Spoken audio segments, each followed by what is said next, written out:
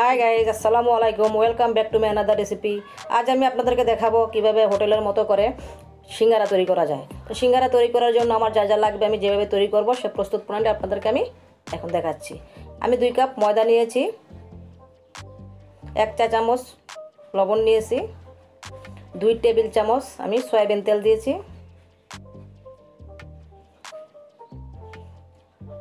1 চা চামচ আমি কালি জিরে দিয়েছি। এখন আমি সবগুলো আইটেম একসাথে আমি ভালো করে মিশিয়ে নিব। তো ভালো করে না মিশালে সুন্দর একটা হবে না, তাই আমি বারবার এগুলাকে হাতে মিশিয়ে নিচ্ছি। হাতে এরকম করলে একটা সুন্দর হয়। তো আমি এখানে 1 কাপ পানি নিয়েছি। পানি আমার যতটুকু লাগবে ততটুকু আমি দিব, আস্তে আস্তে দিব, একবারে পানি দিব না, হয়তো বেশি পাতলা হয়ে যেতে পারে। তাই সুন্দর একটা কাই বানানোর জন্য আমি আস্তে আস্তে পানি দিব, অল্প অল্প করে। এবং গলানো শেষ হয়ে গেলে আমার কতটুকু পানি থাকে তাই আমি আপনাদেরকে দেখিয়ে দিব।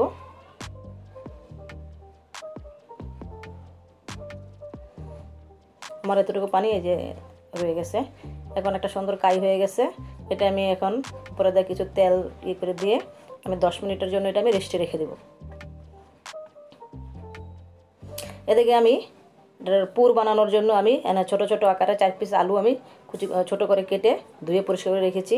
কাঁচামরিচ কেটেছি 1 টেবিল চামচ, পেঁয়াজ নিয়েছি 1 টেবিল চামচ এবং টমেটো নিয়েছি 1 টেবিল চামচ। আপনার টমেটোটা দিতেও পারেন, নাও দিতে পারেন। এখন আমি চুলায় একটা ফ্রাই প্যান বসে সেখানে কিছু সরিষার তেল নিয়েছি, আপনারা সয়াবিন তেলও নিতে পারেন। এখন আমি পেঁয়াজগুলো এর ভিতরে দিয়ে আমি নেড়ে চেড়ে কিছুটা হালকা বাদামি হওয়ার আগে আমি এর ভিতরে আলুগুলো ঢেলে দেব।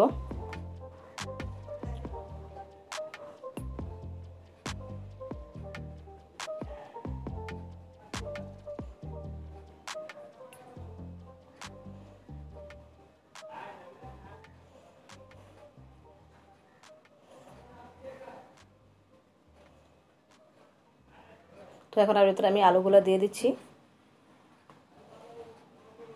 দিয়ে আমি নেড়ে নিচ্ছি।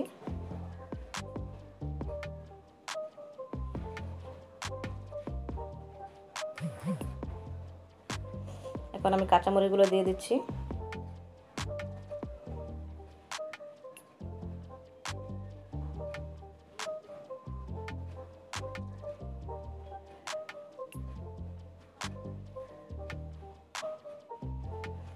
এখানে আমি জিরা দিয়েছি 1 টেবিল চামচ, 1 চা চামচ,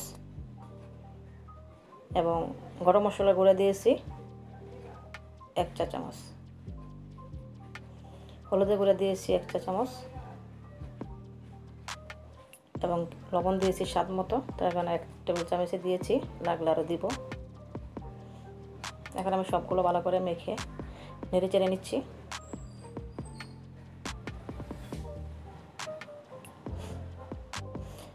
এখন আমি কেটে রাখা টমেটোগুলো এর ভিতরে দিয়ে দিচ্ছি।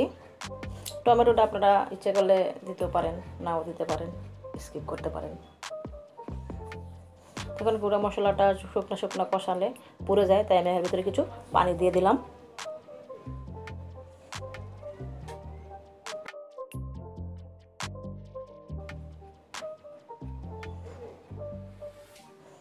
পাঁচ থেকে 7 মিনিট আমার এটা চুলায় থাকবে, পরে মোটামুটি আলুটা সিদ্ধ হয়ে যাবে। তো হয়ে গেছে, আর পুরটা হয়ে গেছে। এখন এটা আমি নামিয়ে ঠান্ডা করব। চুলাটা অফ করে দিলাম। এদিকে আমি যে কাইটা করে তৈরি করে রেখেছিলাম সেটা আমি ছোট ছোট করে রুটির মতো করে আমি রুটির চেয়ে একটু ছোট ছোট করে আমি এটা পিস করে নিচ্ছি। এখানে একটা পিস দিয়ে যাতে আমার 2টা সিঙ্গারা হয়। এগুলো এখন আমি পাতলা করে রুটির মতো বেলে নিব।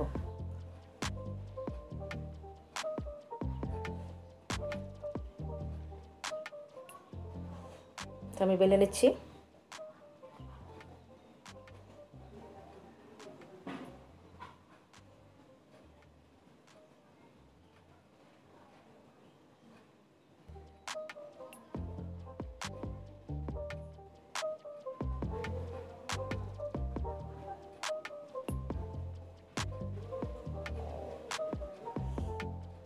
হয়ে গেছে। এখন আমি এটাকে ছুরি দিয়ে 2 ভাগ করে নিব।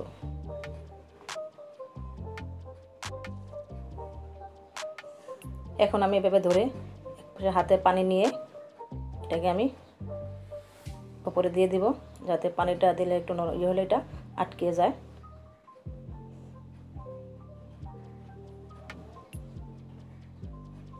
এখন আমি এর ভিতরে সিঙ্গারার পুরটা দিয়ে দিব। দিয়ে আমি প্রথমে এটাকে অর্ধেক করব, করে এটাকে আমি আটকে দিব।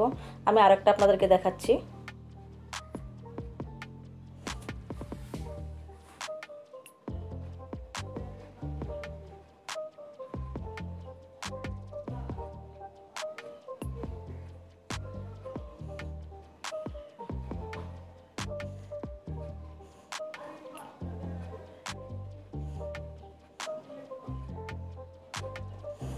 এখন আমি এটাকে অর্ধেক আটকিয়ে বাকি অর্ধেক আবার এটার উপরে এভাবে সুন্দর করে দিয়ে চাপ দিয়ে নিব।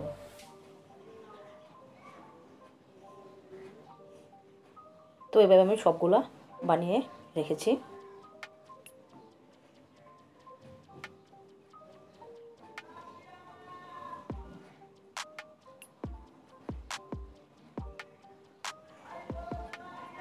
এখন চুলে একটা ফ্রাই প্যান বসিয়েছি, সেখানে আমি সয়াবিন তেল দিয়ে দিব। সিঙ্গারাগুলো অবশ্যই ডুবো তেলে ভাজতে হবে।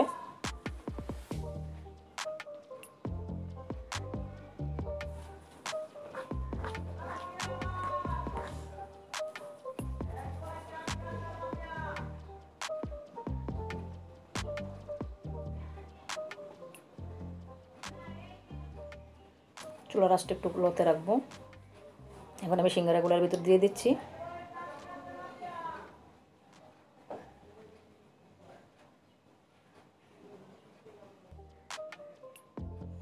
তো গাইজ আমাদের সাথে থাকেন, আমাদের পুরো ভিডিওটা দেখেন, এবং যারা এখনও আমাদের চ্যানেলটাকে সাবস্ক্রাইব করেননি তারা প্লিজ সাবস্ক্রাইব করবেন।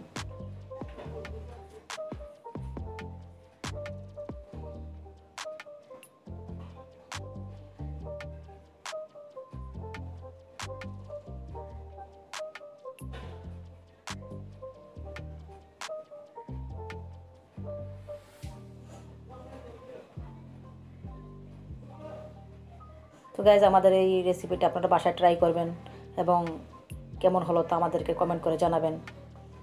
এবং যাদের আমাদের এই রেসিপিটা ভালো লাগে তারা অবশ্যই সাবস্ক্রাইব করবেন, লাইক এবং কমেন্ট করবেন। এবং যাদের ভালো না লাগবে তারাও দেখবেন, কারণ দেখতে দেখতে এক সময় ভালো লেগে যাবে অবশ্যই। আমি এখন এক পিঠ উল্টিয়ে দিচ্ছি। এক পিঠ হালকা ব্রাউন কালার হয়ে গেছে।